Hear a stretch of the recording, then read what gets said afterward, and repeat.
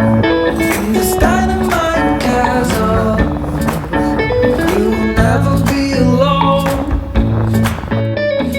Indigo sunset, it's the only way to go. Same yung layout niya. Bakit parehas yata? I think ito yung Lola. Nandito tayo ngayon sa Lola naman. Ang tawag, Lola. The Lola, yeah. Parang parehas yung layout. Kasi pagpasok mo, fireplace. Yung kinaibahan lang, iba yung medyo digital yung Sa kabila. sa kabila. Yan yung sinabi ni sales rep. Itong kinaibahan dito, itong part na to, flex area yung tawag dahil kasi pwede maglagay ng lamesa or maggawa ng separation para at least ng living room. Pero overall, parang parehas eh. Tapos yung two-piece washroom dito, siguro ito yung pupunta sa basement. Oo, gusto mo i-check? May separate entrance din. You wanna check? Kung ano yung layout niya? Tingnan natin dito kung ano yung tsura ng basement.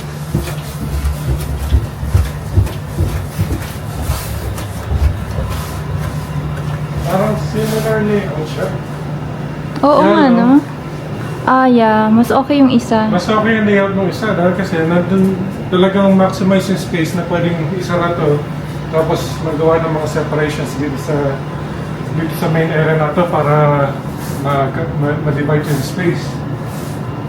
Tapos, pero yung pagka-plumbing niya, mukhang dito yung banyo. Yeah. Compare doon sa isa, nandun lang sa isang area tapos bukas na ito. Oo. Kaya parang dito gagawin yung banyo o sa aralin. Okay. Next. Check the kitchen. Saan yung kitchen? Ilaw. Wow. Yung kitchen nila din, no? Oo, Mas may maliit dating lang siya. Yung, mas maliit tong counter area niya. Pero gusto ko yung kulay. Yeah, mas may gray tone siya. Yung kabila, Yeah. brown naman. Yes. Mas gusto ko to. Yeah. Okay? Tapos may space siguro sa microwave to. Yes. Fridge, tapos may dishwasher. Yung washer and dryer wala dito. Oo, nasa taas. Oh. Tapos yung backyard, mga bahay yung mga duplex din. Oo. Nasa likod. So wala din tong May back condo alley fee. siya. Walang condo fee. Okay.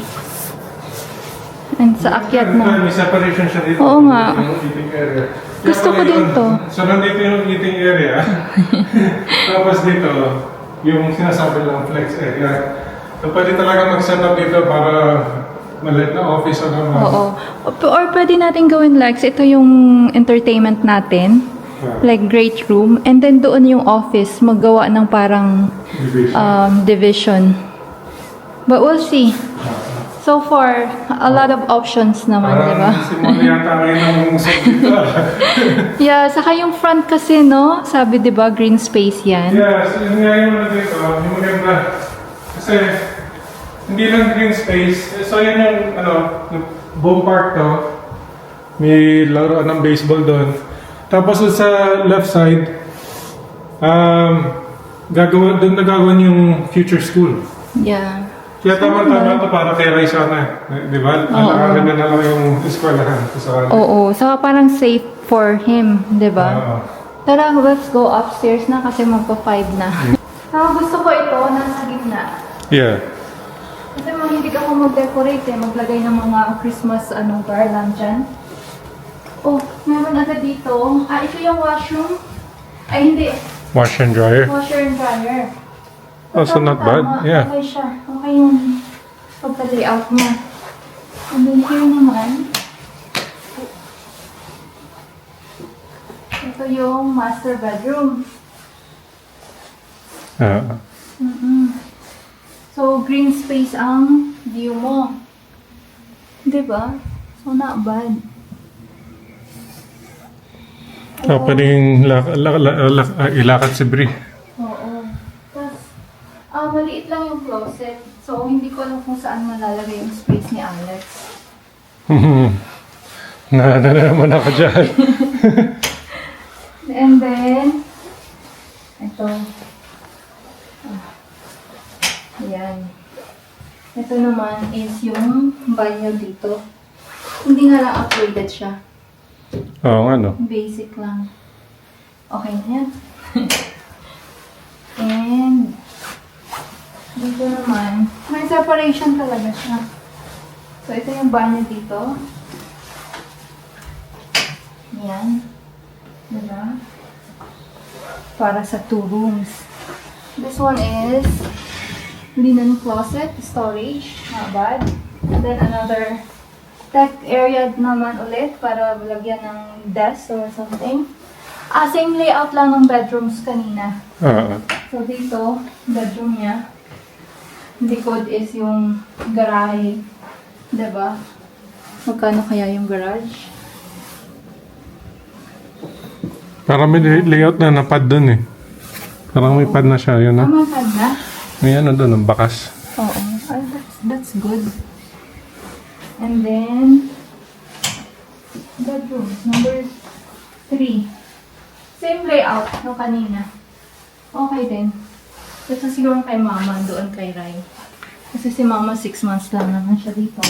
Wala tayong biro nga pala. Oo. Wala kaming biro na kasi nagmamadali kami dahil 5. Sarado na yung Morrison. Yun lang, Lex, ang ayaw ko is nandyan yung roundabout. Yun nga eh, So, roundabout sobrang lang. lapit ng roundabout. Yung, ano dyan, kung mga humaharurot ba yung mga lilipat dito. Yeah. So baka hindi kasi magkakaroon ng green space so baka 30 lang dito, diba? Ano ba? Okay. Ito, hindi ko alam kung magkano to. Pero na lang natin, at least may idea na yung layout. Saka, May lagay yun ko nga, ulit ng halaman mo. nabe-break nga siya, no? Oo. Yung pababa. Yeah. Ito, pwede siguro itong gawing instead, ilipat na lang dyan ang dining. And then ito na lang office. Pwede din para isolated siya. Isolated, pwedeng siguro i-ano lang. We'll see. Ang weird lang kasi usually yung mga island, merong extra, diba? Para pag kumain ka. Yeah. Ito, dito lang. Hindi lang, hindi kasi kasya. Oo. Kasi dito agad. Kasi kung meron siguro dito, hindi na makakadaan si mama dito. Peace, ma. Chubby-chubby kasi si mother. Pero I like the kitchen. Diba? Grayish. Dark gray. And then this one, subtiles. Okay siya. And then, food range. Sana gas. Pwedeng gas. Gas stove. Fridge. Pantry. So may pantry. Diba? Maliit lang. Tara. Yan lang, yan. Alamin natin yung magkano. No? So, na-enjoy namin tong house tours ulit dito sa Morrison. 2 properties nila. And, Halos magkaparas yung layout ng dalawa, pero slightly different yung potential na pag-decorate kumbaga. Kaya, okay naman. Kaya, okay siya. Parang, kung magkikip kami na mas maliit yung square footage, parang okay ito naman. Lalo na yung location na kasi nga malapit doon sa eskwelahan.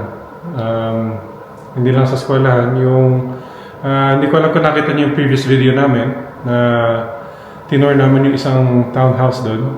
sa Seaton din. Seaton din. Yung community center nila maganda. Yes, yun nga eh. Okay na okay din kay Rai, saka kay Bree. Ah. Anyway, yun na lang muna guys. Thank you so much for watching. Until next time. Bye. Bye.